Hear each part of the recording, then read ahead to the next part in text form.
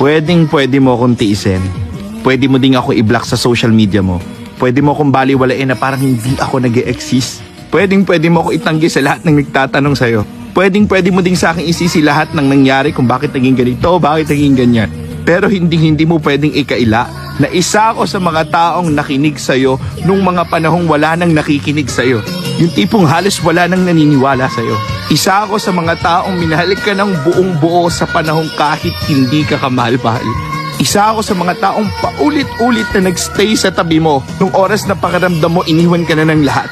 Isa din ako sa mga taong mas piniling unahin ka kaysa ang sarili. Pero hindi mo kasalanan yun kasi choice ko yun. Isa ako sa mga taong minahal ka ng sobra-sobra to the point na wala na akong ibang inisip kundi mapasaya ka. Alam mo, lubos ako nagpapasalamat sa'yo.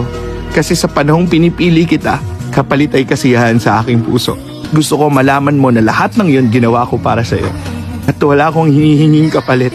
Dahil habang binamahal kita, hangad ko ay ang maging maligaya ka. Kahit nakakalimutan ko na yung sarili kong maging maligaya. Dalangin ko lahat ng ikabubuti mo kahit sobra mo akong sinaktan. Sa ngayon, kailangan kong maging matibay dahil ito lang yung isang bagay na kaya kong ibigay sa sarili ko. Take care always.